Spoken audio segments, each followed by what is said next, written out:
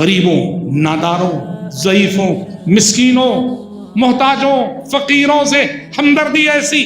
نبی خود نادار تھے، نبی خود نادار تھے، پر اکثر حالت میں آپ نادار رہا کرتے تھے، لیکن اس ناداری کے باوجود جذبہ انفاق ایسا، جذبہ ہمدردی ایسا، انسانیت نوازی کا جذبہ ایسا. ایک خاتون صحابیہ آئیں آپ کی خدمت میں، ایک چادر پیش کی. میں نے اپنے ہاتھ سے اب آپ کے لیے چادر بنی ہے، بنائی ہے.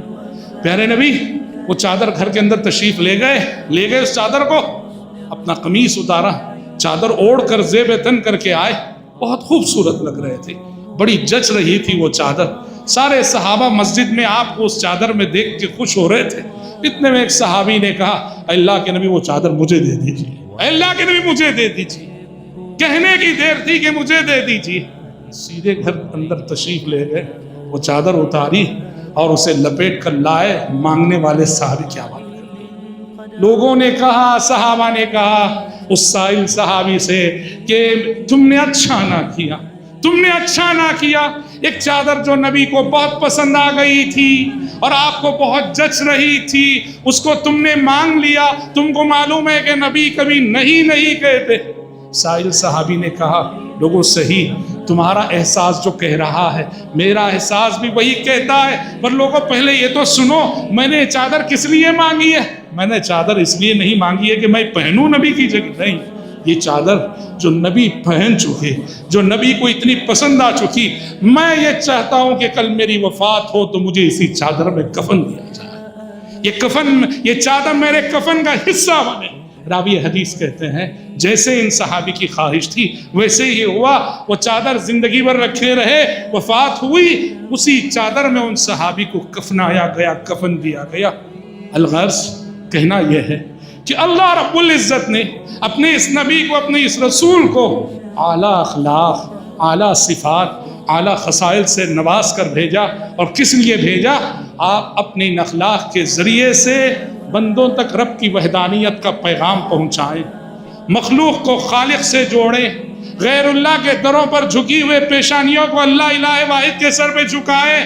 اور آپ نے روز اول سے کوہ صفا پہ کھڑے ہو کے ان اخلاق کو لیے اعلان کیا، یا ایھا الناس قولوا لا الہ الا اللہ. اے لوگو لا الہ الا اللہ کہو، لا الہ الا اللہ کو اپنے دل کا عقیدہ بنا لو، لا الہ الا اللہ پہ جیو، لا الہ الا اللہ پہ مرو.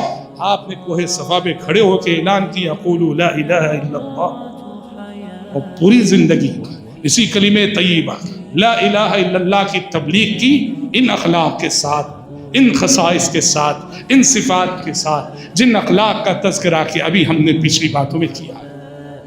حضرات آج نبی کے امتی ہونے کی حیثیت سے، پیارے نبی کی امت ہونے کی حیثیت سے ہم سب کی یہ عظیم ذمہ داری بنتی ہے کہ ہم پیارے نبی کے لائے ہوئے اس پیغام توحید کے داعی بنے، پیغام توحید کے منادی بنے، پیغام توحید کے مبلغ بنے، توحید کو پھیلائے، توحید کو عام کرے، توحید کی نشر و اشاعت کرے. اور توحید کی نشر و اشاعت بنا اخلاق کے ناممکن ہے، بنا اخلاق کے ناممکن ہے.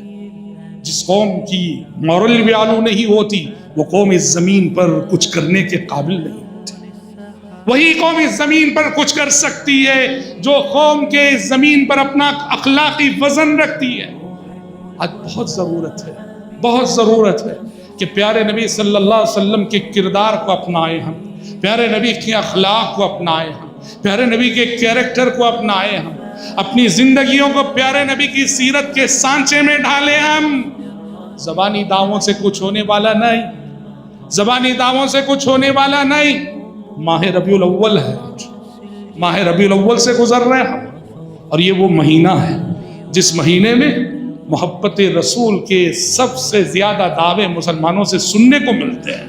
محبت رسول کے نام پہ مجلسیں جمیں گی، محبت رسول کے نام پہ جلسے منعقد کیے جائیں گے، محبت رسول کے نام پہ جلوس نکالے جائیں گے، محبت رسول کے نام پہ نعتیں پڑھی جائیں گی، محبت رسول کے نام پہ جذباتی تقریریں کی جائیں گی. مگر افسوس ہوتا ہے ربیع الاول میں عامت المسلمین کی جو حرکتیں ہیں، ربیع الاول میں عامت المسلمین جو کچھ کیا کرتے ہیں، اسے دیکھ کر افسوس ہوتا ہے کہ یہ کیسی امت ہے جسے اپنے نبی کی سچی معرفت بھی حاصل ہے، جس نے ابھی تک اپنے نبی کو صحیح طور پہچانا بھی نہیں ہے۔ نبی کے حقوق ادا کرنا تو دوسری بات، نبی کو پہچانا بھی نہیں ہے اس امت نے۔ ہاں، کسی کو کہتے ہوئے سنیں گے آپ، وہی جو مستوی عرش تھا خدا ہو کر، اتر پڑا ہے مدینے میں مصطفیٰ ہو کر۔ والعیاذ باللہ، اللہ کی شان میں جتنی بے ادبی اس مہینے میں ہوتی ہے، اللہ کی شان میں جتنی گستاخیاں اس مہینے میں ہوتی ہیں، اور یہ ساری گستاخیاں عشق رسول کے نام پہ، محبت رسول کے نام پہ، ان لوگوں نے اللہ کے لیے کچھ چھوڑا ہی نہیں۔ اور ان کا گستاخ شاعر کہتا بھی ہے، اللہ کے پلڑے میں وحدت کے سوا کیا ہے؟ نعوذ باللہ، اللہ کے پلڑے میں وحدت کے سوا کیا ہے؟ جو کچھ ہمیں لینا ہے لے لیں گے محمد سے۔ والعیاذ باللہ، نعوذ باللہ، اللہ کے لیے انہوں نے کچھ چھوڑا نہیں، نہ ادب ہے اللہ کے لیے، نہ احترام ہے اللہ کے لیے۔ جو امت اپنے نبی کو نہ پہچانے، نبی کی معرفت حاصل نہ ہو، خبر کے سوالات کیا مطلب ہے؟ خبر کے سوالات کی اہمیت کیا ہے؟ دین کا خلاصہ ہے رب کی معرفت، نبی کی معرفت اور دین کی معرفت۔